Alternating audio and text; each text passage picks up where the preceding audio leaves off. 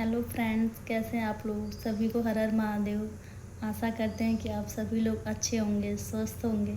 भोले बाबा का आशीर्वाद सदा आप लोगों पे बना हो। आज सुबह मेरे साथ एक बहुत बड़ा हादसा हो गया। बताऊंगी मैं आप लोगों को लास्ट में। आज का मेरा छोटा सा मिनी व्लॉग। आज सुबह मैं सोकर उठी कितने बजे? 7:10 पे। मैं बहुत लेट हो गई थी। शिवाय के डैडी का अलार्म बजाता, पता नहीं कितने बजे का लगाया था, 5:30 बजे का, पता नहीं, रोज़ ही बजता है, फिर वो ऑफ़ कर देते हैं। आज 2-3 बार बजा, फिर मैं मतलब बंद क्यों नहीं कर देते हो, बार बार बजता है आपका अलार्म, तो बंद कर दिया। फिर क्योंकि मैं भी लगाती हूँ अलार्म, और रात में भूल गई थी क्योंकि हम 11 बजे के बाद सोए थे। दिखाऊंगी मैं आपको वीडियो। 11 बजे तक शिवाय हमारे जगे हुए थे क्योंकि पड़ोस में शादी है, तो वहाँ पे हल्दी था, तो गाना बजाना हो रहा था। उनको शोर में बिल्कुल नींद नहीं आती है, बिल्कुल सोने में मेरे पे गए हैं। शोर शराबा, उनको एकदम शांति माहौल चाहिए। तो हम लोग बहुत देर तक जगे हुए थे। तो मैंने बोला 7 बज गए, आपने मुझे जगाया नहीं। कह रहे हैं कोई बात नहीं, तबीयत भी नहीं है ठीक तुम्हारी, कोई दिक्कत नहीं, मैं ऑफिस में खा लूँगा, कैंटीन है उनके ऑफिस में। तो मैंने बोला ठीक है। फिर मैं उठी, फटाफट झाड़ू लगाया। मैं बोला ओट्स बना देती हूँ, नहीं तो पोहा बना देती हूँ, नहीं तो चीला बना देती हूँ। तो मैंने सोच रही थी झाड़ू लगाते लगाते अपने मन में, तो इन्होंने बोला कि रानी मेरा यूनिफॉर्म प्रेस कर दो, गंदा हो गया है वो। तो मैंने बोला ठीक है। मैं बोला नाश्ता बनाना है मुझे। कहे थे नाश्ता रहने दो तुम, मैं यूनिफॉर्म प्रेस कर दो, मैं लेट हो गया। मैंने बोला ठीक है। जब तक वो नहा रहे थे तब मैंने फटाफट यूनिफॉर्म प्रेस किया। तब तक सिवाय भी उठ के आ गए, और फिर वो कह रहे थे मम्मा सुला दो मुझे। तो टाइम, क्योंकि वो 8 साढ़े 8 बजे उठते हैं, क्योंकि रात में लेट सोते हैं। तो फिर मैंने नहीं सुलाया क्योंकि इनके डैडी का यूनिफॉर्म प्रेस कर रही थी और लेट हो जाता। तो वो नहीं सोए, मेरे पास आके बैठ गए। मैंने प्रेस करा और फिर उसके बाद से जल्दी जल्दी कह रहे थे कि सॉक्स भी दे देना, तो मैंने दिया सब कुछ। फिर रेडी हो गए वो जाने के लिए। फिर सिवाय रोते हैं ज़रूर कि मैं भी जाऊंगा डैडी के साथ, तो थोड़े दूर तक डैडी के बाइक पे बैठ के जाते हैं, तो साथ में मैं भी जाती हूँ क्योंकि उधर से लेके आना होता है। तो हम चले गए दोनों लोग। फिर डैडी को छोड़ के सिवाय आए। फिर 9 बज गया। डैडी कितने 8:30 बजे चले गए थे सिवाय के। उसके बाद फिर मैं बोला क्या करूँ, क्या बनाऊँ खाने में। फिर मैंने सोचा चीला बना लेती हूँ जब तक नाश्ते के लिए, क्योंकि मुझे पूजा पाठ करना नहीं था, लेडीज़ प्रॉब्लम थी। तो 7 दिन के बाद ही मैं पूजा करती हूँ। मैं बोला जब तक मैं नाश्ता कर लेती हूँ। फिर मैंने चीले का बैटर बना के रख दिया जब तक शिवाय की बुआ भी आ गई। हमारे 2 जगह घर हैं, तो एक जगह जहाँ हमारे ससुर जी जॉब करते हैं वहाँ फार्म है, तो वो लोग मम्मी पापा और हमारी नंद वहाँ रहते हैं, आते जाते रहते हैं, हफ्ते में आते हैं।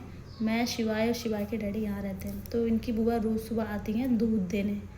इधर से ही पार्लर जाती हैं, उनका पार्लर है, तो दूध दे के जाती हैं। यहाँ पे आती हैं, शिवाय के साथ टाइम बिताती हैं, खेलती हैं उनके साथ, फिर दूध दे के हमें जाती हैं। तो मैंने बोला बहनी मैंने चीला का बैटर बनाया है, आप बैठो, चाय रख देती हूँ और चीला बना देती हूँ, खा लेना। बोली ठीक है भाभी, अभी तो मेरे पास टाइम है। तो मैंने बनाया चीला तो उन्होंने खाया। फिर उन्होंने बोला भाभी आज छठ है, चलोगे आप देखने। मैं बोला ठीक है, कब जाओगे आप। कह रही मैं 2:30 बजे पार्लर से आ जाऊँगी, आप रेडी रहना, फिर आपको इधर से लेके चलेंगे, फिर मम्मी के पास वहाँ रेडी हो जाएंगे। कह रही थी आज मेरा भी मन कर रहा है साड़ी पहनने का। मैं बोला ठीक है पहन लो। कह रही है शिवाय फिर गोदी के लिए रोते हैं, तो फिर अगर मैं साड़ी पहन लूँगी तो ले नहीं पाऊँगी क्योंकि आप भी साड़ी पहनोगे। मैं बोला हाँ मैं साड़ी पहनूँगी। कहती ठीक है देखते हैं। तो मैं बोला ठीक है। फिर मैंने चीला वाला बनाया, चाय वाय पी। बुआ को हो गया 10:30 हो गया, फिर वो चली गई। फिर मैंने बोला जल्दी से फटाफट काम कर लेती हूँ, मैं बर्तन धो रही थी बहुत सारा। फिर मैंने एक तरफ दाल चढ़ा दिया, दाल बन रहा था, फिर मैं बर्तन धो रही थी और कपड़े भी पड़े थे मशीन में, तो कपड़े भी धुल रहे थे एक साइड में। फिर मैं बर्तन वर्तन धो के आई। मैंने बोला देखो सिवाय कहाँ है, क्योंकि सिवाय जाते हैं गली में ही रहते हैं वो, और कहीं तो नहीं जाते हैं, गली में ही सामने वाले घर में रहते हैं, नहीं तो 1-2 और घर में अगल बगल में, बस वहीं जाते हैं, बाकी और कहीं भी नहीं जाते हैं। तो खेलते हैं, मैं बाहर को देख लेती हूँ, बार बार झांक लेती हूँ कि सिवाय कहाँ है, या फिर मैं आवाज़ दूँगी तो वो आ जाते हैं, माँ माँ करते आ जाते हैं। और या ज़्यादा देर तक बाहर नहीं रहते हैं, आते जाते रहते हैं, घर में आते हैं बाहर जाते हैं। मैंने बोला बहुत देर हो गया, बाबू है कहाँ मेरा, आया नहीं। और छत पे भी जाएगा तो मुझसे बोले बिना नहीं जाएगा, या फिर मेरी नज़र हमेशा रहती है, अगर घर में रहेगा तो भी मैं आवाज़ देती हूँ कि बाबू बाबू, तो बोल के वो चले आते हैं आवाज़ सुन के मेरी। छत पे भी जाएंगे तो छत पे तो चिल्लाएंगे माँ आ आओ आओ चिल्लाएंगे। मैंने बोला कहाँ गया, इतना देर हो गया बाबू दिखाई नहीं दिया। फिर मैं गई, मैं बोला कपड़े भी सुखा ले रही हूँ, मैं बोला कपड़े सुखा के ले चलूँगी, क्योंकि वो छत पे आते हैं मेरे साथ तो खेलते हैं। मैं बोला मैं कपड़े फैला लूँगी और बाबू खेल लेंगे छत पे जल्दी से थोड़ा सा। फिर मैं गई ढूंढने तो कहीं मिले नहीं। मैंने सामने वाले घर में पूछा तो कह रहे थे भाभी यहीं पे तो खेल रही थी, नंद है एक छोटी सी है, 11th में पढ़ती है। कह भाभी अभी तो यहीं था, पता नहीं कहाँ चला गया। मैं बोला गाड़ी भी तुम्हारे घर में ही है बाबू की, है नहीं। फिर मैंने साइड में पूछा, फिर जिनके जिनके घर जाता है मैंने पूछा, उसके बाद कह रहे नहीं है। फिर मैंने आगे वाली गली में पूछा, वहाँ भी कह रहे नहीं है। मैंने बोला फिर पीछे वाली गली में भी पूछा, वहाँ भी बच्चों की आवाज़ सुन ली है। जहाँ बच्चे देखते हैं वहाँ चले जाते हैं, लेकिन वहाँ भी नहीं। मैं डर गई कि मेरा लड़का गया तो गया क्या, क्योंकि आजकल बच्चे भी चुराने वाले आ रहे हैं, चोरी हो जाती है। हमारे रुद्रपुर में तो बच्चे भी चोरी हो जाते हैं भैया। तो मुझे डर लग गया, मैं और सब जगह ढूंढ रही हूँ। हमारे सामने उधर साइड में सिलेंडर वाले भैया खड़े थे, गैस लेके, गैस की गाड़ी खड़ी थी। मैंने उनसे पूछा भैया छोटा सा बच्चा देखा क्या आपने इधर? कह रहे नहीं तो। फिर मैं डर के मारे, मैं एक पल को तो ऐसा लगा कि मेरी सांस रुक गई और मेरी धड़कनें इतनी तेज़ हो गई, मुझे इतना डर लगा कि मेरा बच्चा गया तो गया कहाँ, मैं उसके बिना कैसे रहूँगी। उसको मैं एक पल नहीं देखती तो मुझे बिल्कुल अच्छा नहीं लगता है। सो जाता है मेरे बिना, उसको नींद भी नहीं आती है। अगर दिन में सोएंगे थोड़े थोड़े देर पे उठ जाते हैं, माँ माँ कहीं भी रहेंगे। फिर मैं जाऊँगी, जाके उनको सुलाऊंगी, तब सोएंगे। मेरे बिना दिन में भी नींद नहीं आती है और रात में किसी के पास भी नहीं सोते हैं। तो फिर ढूंढा मैंने चारों तरफ। फिर मैंने पड़ोस के लड़के को बोला कि जाके मेरे छत पे देख के आना कि बाबू छत पे तो नहीं गया है। तो कह रही है भाभी भाभी छत पे तो नहीं है। फिर मैं चली गई उधर दूर ढूंढने के लिए। फिर नीचे आई तो किसी ने बताया, जो लड़की छत पे आई थी उसी के भाई ने लेके गया था कहीं बाबू को, तो कि भाभी भैया लेके गए हैं बाबू को।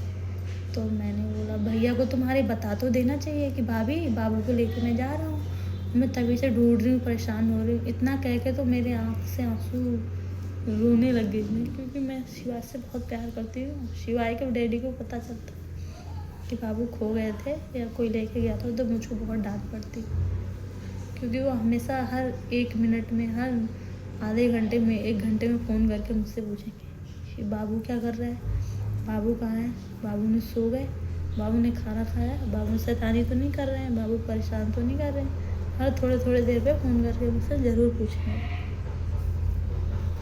तो मैं क्या बताऊँगी उनको, क्योंकि मेरे साथ ऐसा हो चुका है कई बार। जब मेरा बच्चा 1.5 महीने का था, 2 दिसंबर को इनका जन्म है और 19 जनवरी, हाँ 18 जनवरी को इनकी तबीयत ख़राब हो गई थी बहुत ज़्यादा। इनको सर्दी जुकाम हो गई थी, सांस नहीं आ रही थी। तो 19 जनवरी को इनकी बुआ का बर्थडे है। हम हॉस्पिटल में एडमिट किए थे, NICU में। तो वहाँ देखा था मैंने अपने बच्चे की तकलीफ।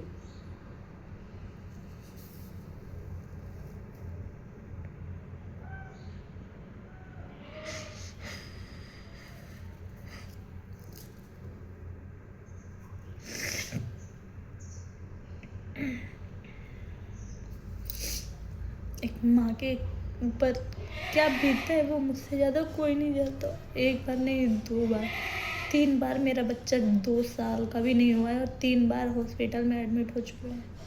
एक बार NICU में और एक बार ICU में हुआ था, लूज मोशन हो गया था, बंद ही नहीं हो रहा था। और एक बार प्राइवेट वार्ड में। 3 बार मेरा बच्चा 2 साल में एडमिट हो चुका है। मुझे बहुत डर लगता है, बहुत ज़्यादा डर लगता है। मैं उसकी बहुत केयर करती हूँ, खाने में पीने में मैं ज़्यादा कोशिश करती हूँ कि मैं 2-2.5 घंटा में सिवाय को कुछ ना कुछ खाने को दूँ, क्योंकि डॉक्टर भी कहता है कि बच्चे छोटे रहते हैं तो उनको 2-2.5 घंटा में ज़रूर कुछ ना कुछ देना चाहिए। अगर मैं शिवाय को ओट्स खिला के सुलाऊँगी तो उनकी आदत है डेढ़ 2 घंटे में ज़रूर उठ जाएंगे, उनको दूध चाहिए। इसलिए मैं दूध गर्म करके चीनी वगैरह सब डाल के गर्म करके दूध रखे रहूँगी। हल्का सा गुनगुना रहेगा, ले आके मुँह में डाल दूँगी उनके, वो पी लेते हैं। वरना खुद उठेंगे पी पी, नहीं तो दूध कहेंगे। उनको ज़रूर दूध पीना है। और मैं एकदम सा जब मुझे पता था मेरा बच्चा कहीं दिखा नहीं, मैं परेशान हो गए। सारे गली मोहल्ले के लोग भी हमारे ढूंढने लगे कि कहाँ गया कहाँ गया कहाँ गया लड्डू इनका, कहीं जाता नहीं। मैं कहूँ मैं लड्डू के पापा को बताऊँ तो बताऊँ कैसे, मुझे बहुत डांट पड़ेगी कि तुम करती क्या हो घर में, बच्चा इधर उधर चला जाता है तुम देखती नहीं हो। मुझे इतना डर लग गया कि मैं क्या ही,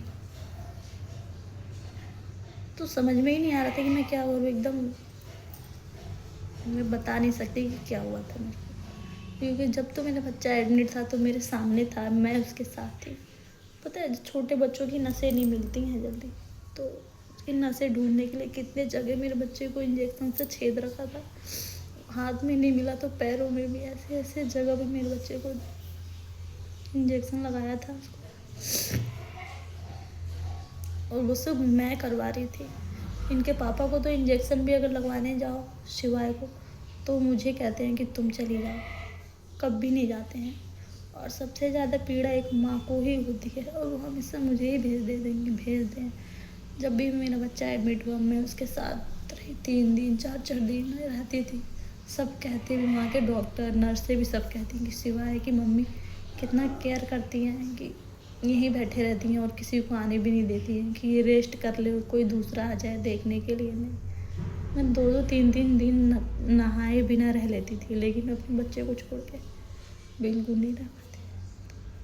मुझे इतना बुरा लगा। फिर थोड़ी देर बाद लेके आए।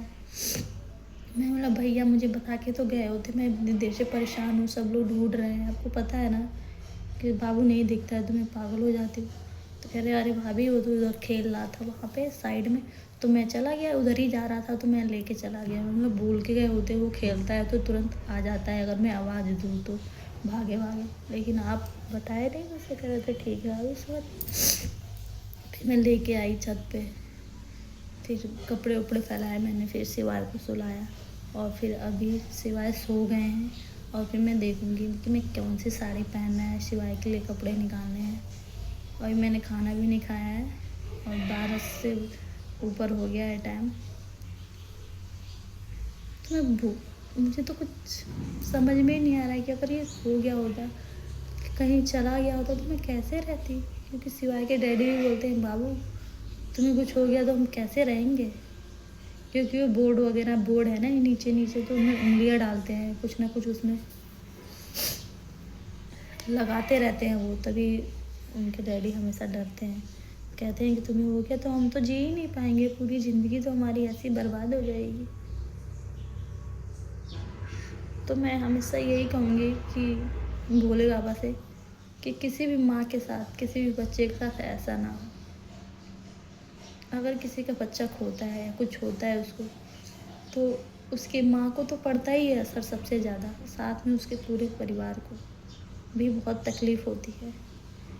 मेरी यही प्रार्थना है भोले बाबा से कि किसी के साथ ऐसा हादसा ना हो। आज का मेरा छोटा सा मिनी ब्लॉग